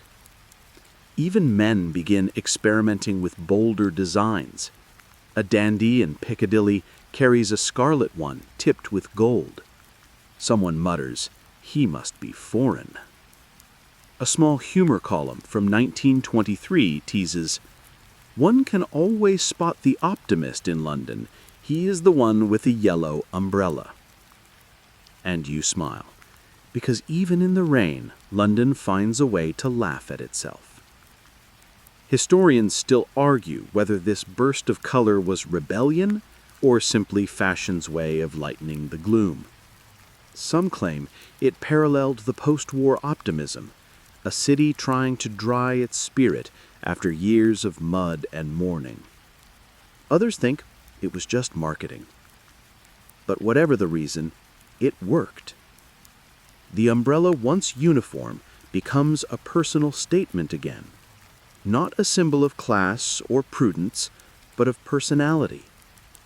You walk past women in flapper dresses with umbrellas shaped like tulips, their ribs arched and delicate. Gentlemen carry sleek collapsible models with silver tips made for taxis and train stations. And speaking of taxis, this is the era when the phrase "rain equals rush" becomes gospel in London. Every cab seems to vanish the moment the first drop falls. You can almost hear the curses under the breath of office clerks stranded at curbs, waving umbrellas like distress flags. Inside pubs, conversation hums over the clatter of drying canopies. The umbrella stand near the door is always full, an unsorted chaos of wet fabric and polished handles. The bartender knows to lay towels underneath by instinct. There's a wonderful absurdity to it, the shared inconvenience that somehow builds community. You might sit beside a stranger at a table, both drying your sleeves, both pretending not to mind that your umbrellas are dripping onto each other's shoes. Then comes the 1930s and cinema. The silver screen falls in love with the umbrella. You see it in romantic comedies, in noir, in wartime dramas. Lovers meet beneath one, spies pass messages under them. Heroes use them as props in chase scenes. There's something inherently cinematic about the object. It frames faces, conceals emotion, turns rain into atmosphere. One critic writes that umbrellas are the punctuation of human drama, each opening a question, each closing an answer. You like that thought. It fits the rhythm of the city too. But as the Second World War arrives, the umbrella takes on new weight. In blackout London, civilians shuffle through bombed streets, clutching their canopies, not against rain this time, but against ash and falling debris. It's a grim poetry, umbrellas shielding not from weather, but from history itself. There's a haunting photograph from 1941, a woman standing amid rubble, holding an umbrella over a crying child, as smoke curls around them. The caption reads simply, "Still raining." You feel the air tighten as you picture it. The same simple object that once symbolized vanity has become defiance again. A soft defiance this time, quiet and human. After the war, the umbrella reclaims its lighter heart. London rebuilds, the skies seem bluer, though probably not, and people laugh again. Advertisements for new wind-proof designs fill the newspapers. One boasts, "Engineered for the Blitz, perfect for the drizzle." You pass a shop window in 1950, displaying modern umbrellas beside bright posters, "Britain's best defense, rain or shine." There's humor in it, but pride too. The umbrella has survived ridicule, storms, wars, and time itself. It's earned its place beside tea and understatement as a cornerstone of British identity. A quirky tidbit from that decade: the City Council actually debates whether to require umbrella racks on public buses because passengers keep dripping on the floors. The proposal fails. Londoners simply accept that rain follows them indoors. As you walk through post-war London, you notice how the rhythm of life hasn't changed much. The click of umbrella tips, the shuffle of damp shoes, the low hum of conversations about the weather. It's all the same music, still playing centuries later. And yet, something gentler has settled in the air. You no longer feel the weight of novelty or resistance. The umbrella is just natural now. The final stage of invention. When an object becomes so familiar, it disappears into the background of daily life. You pause under a flickering street lamp, your reflection rippling in a puddle. For a moment, the entire history of London seems folded in your hand. Fabric stretched tight over the ribs of human persistence. It's raining again, softly this time. You tilt your umbrella and smile. Somewhere, Jonas Handway would be proud. You find yourself stepping into the mid-20th century now, the era of polished optimism, gray suits, and stiff hats. The umbrella still rules London's skyline, but something subtle has shifted. It's no longer a badge of novelty or even class. It has become etiquette itself. You picture the streets around 1960. Rain glitters under neon signs, buses hiss at curbs, and men in bowler hats stride briskly through puddles. Each of them carries the same uniform accessory, a neat black umbrella rolled tight and tucked beneath the arm when dry. This is the age of the city's archetype, the so-called city gent. If London had a mascot, it would be him. Briefcase in one hand, umbrella in the other, face unreadable but always punctual. It's an image immortalized by the Financial Times and by humorists like The New Yorker. The Englishman and his umbrella, calm, restrained, slightly ridiculous. One 1961 cartoon quips, "He never opens his heart, only his umbrella." That's your first joke of the section, and probably the truest one. The umbrella becomes shorthand for reliability, but also repression. Film directors use it as a prop to symbolize the polite armor of modern life. You remember scenes in which a man walks through a storm rather than speak his mind. His umbrella, a shield, not just from weather, but from vulnerability. Still, the umbrella remains absurdly British in the best way. The weather forecasts are famously useless and everyone knows it, yet they still carry their umbrellas just in case. It's less about staying dry and more about staying prepared, because being caught unprepared in Britain is practically indecent.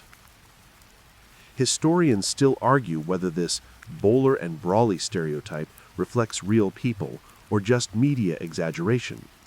Some claim most Londoners had long since traded their formal attire for practical mac coats and bus tickets. Others insist that in the financial districts at least, the bowler hat and umbrella remained as essential as oxygen. Meanwhile, outside London, the rest of the world begins adopting the umbrella as a symbol of refinement too. American businessmen mimic the style, though theirs are usually bigger, shinier, and somehow less apologetic. Hollywood helps. Gene Kelly twirling his in Singing in the Rain makes the object eternal. In one swing of a dance number, the umbrella goes from English propriety to global pop joy. And you can't help but grin at that irony. London spent centuries proving umbrellas weren't ridiculous, only for Hollywood to make them ridiculous again in the most charming possible way. A quirky tidbit from the 1960s. London department stores start selling automatic umbrellas, the kind that open with the push of a button. The advertisements show glamorous women with the tagline, "Rain, meet your match." They're revolutionary, until one misfires in a crowded lift and smacks a banker in the face. In that decade's newspapers, letters to editors debate the manners of the mechanical umbrella. One woman complains, "They spring open like angry birds, quite unsociable." Another replies, "Only those without grace find fault in progress." You can practically hear the sigh of an entire city divided over the right way to open a brawly. Then by the 1970s, the umbrella finds itself co-opted by new tribes. It becomes fashionable again, but this time playfully ironic. Punk-era teenagers stroll through Camden with bright plastic umbrellas patterned with skulls or neon checks. Pop stars pose with transparent domes under studio rain. The umbrella stops being just protection and becomes a fashion statement again, a way to mock the stiffness of earlier generations. It's strange, isn't it? Every few decades, London rebels against its own politeness, only to rediscover that even rebellion looks better under a well-made umbrella. By now, manufacturers experiment with fiberglass, aluminum, and lightweight nylon. One inventor boasts his design can withstand winds of 60 miles per hour. You chuckle imagining him shouting that from beneath a prototype spinning into the Thames. Even so, the engineering keeps improving. Folding designs become smaller, stronger, cheaper. The umbrella, once a handcrafted luxury, turns fully democratic. You can buy one for £1 at a corner stall. And predictably, people start losing them faster than ever. A 1978 headline reads, "London's lost umbrellas could roof the city." It's both exaggeration and truth. Every taxi, pub, and office lobby seems to have a small pile of them, abandoned or swapped by accident. In a way, the city's collective ownership of umbrellas has returned, an echo of the days when they were shared, borrowed, or stolen from cafe racks. By the 1980s, Designers play with absurd extravagance again. One company releases a limited edition umbrella encrusted with Swarovski crystals. Another sells a gentleman's defense model with a hidden blade, strictly ornamental, though tabloids joke about James Bond's rainy day arsenal. You smirk at the image. If there's one place that would design a weapon disguised as a weather tool, it's London. But beneath the humor, you sense a continuity stretching back centuries. Whether it's silk or plastic, modest or sparkling, every umbrella in this city carries the same purpose: to give you a small, controlled space in an uncontrollable world. You picture yourself standing in a bus stop, rain falling steady as time. The stranger beside you sighs, shakes his umbrella, and says the classic London line, "Well, it wouldn't be England without it, would it?" You both laugh quietly, sharing that eternal joke between sky and pavement. In that moment, you realize London doesn't resent its rain anymore. It embraces it. The drizzle isn't the enemy, it's the soundtrack. And the umbrella? Just the instrument everyone knows how to play. Now, as you open your eyes in the present day, the umbrella's story feels almost invisible, so woven into everyday life that most people never stop to notice it. Yet the little dome above your head still carries 400 years of London's rain-soaked memory. You walk down Oxford Street on a drizzly morning. Around you, a forest of umbrellas blossoms in slow motion, black, blue, transparent, patterned. Each one reflects a sliver of personality. A student with a bright yellow canopy moves past a lawyer with a tightly furled black one. A tourist's floral print twirls as she checks her map. An elderly man's handle, worn to silver smoothness, could have been carved half a century ago. No one looks surprised by the weather.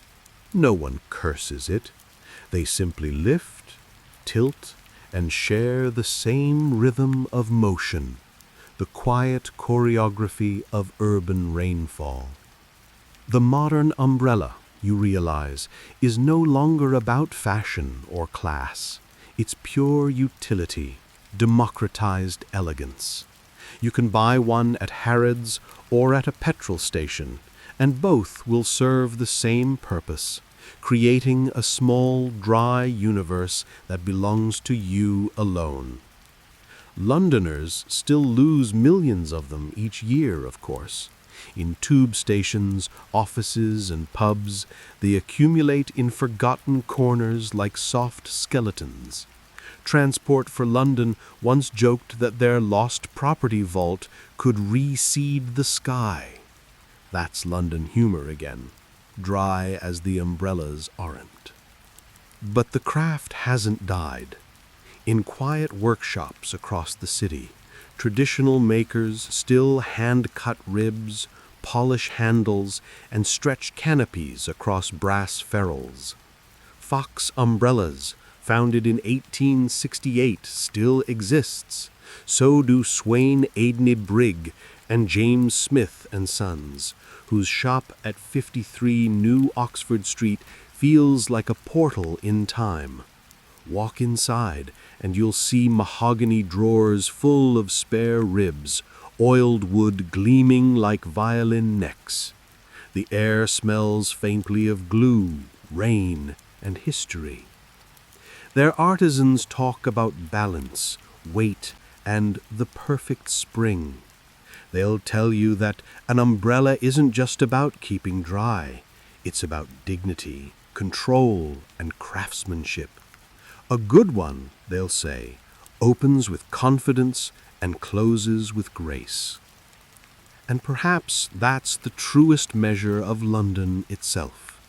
The umbrella mirrors the city's temperament, calm but resilient, modest but quietly proud. It doesn't shout about its presence. It simply unfolds when needed, endures the storm, then folds away again without fuss. There's poetry in that, if you look closely. In recent years, designers have pushed the technology further. Wind-resistant frames, magnetic closures, even smart umbrellas that send weather alerts to your phone. Yet none of those digital tricks change the ritual itself. The motion of lifting one's arm against the rain remains timeless, almost ceremonial. You watch a woman outside St. Paul's Cathedral pause as the clouds open. She shakes her umbrella, pops it open with a practiced flick, and continues walking. Steps steady, head high. It's a gesture repeated 1,000,000 times a day, across centuries, across lives. And that's when you start to feel something softer than nostalgia, something like gratitude. Because this simple object has seen everything: plagues and parades, kings and commuters, Dickens and drizzle, laughter and loss. It has hovered above London like a moving patchwork of quiet perseverance. Through empire and blackout, reconstruction and rush hour, the umbrella has never left the story. You think back to Jonas Hanway, ridiculed for daring to carry one through the streets. What would he say now, seeing an entire city sheltering under his once laughed-at invention? Would he smile? Would he say, "I told you so"? Maybe he wouldn't say anything. Maybe he would simply open his umbrella and walk on, blending into the crowd. Because here in London, the extraordinary always ends up becoming ordinary, and that's its own kind of victory. The drizzle thickens, the city hums. You find yourself walking along the Thames, past the shimmering glass towers of modernity. Reflections ripple where old London and new London meet. The steel bridges, the fog, the slow ferries, the scent of wet stone. You stop for a moment, close your umbrella, and let the rain touch your face.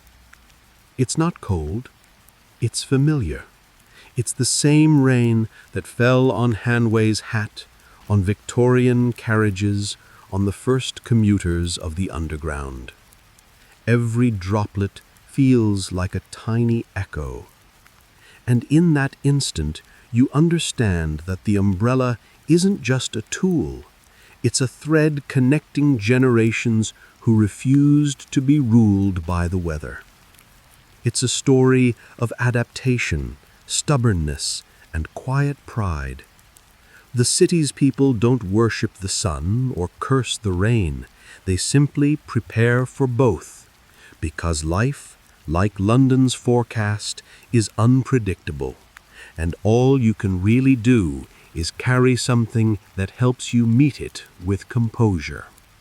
So as the rain steadies to a whisper, you lift your umbrella once more, hearing that gentle click of the latch locking into place, and around you the crowd moves in patient harmony, a constellation of domes against a silver sky. And you walk on, not hurrying, not hiding, but part of a tradition that has lasted through every storm. The sound of rain fades into the hush of your breath, and the thought settles warmly. You are in London. It is raining, and everything is exactly as it should be.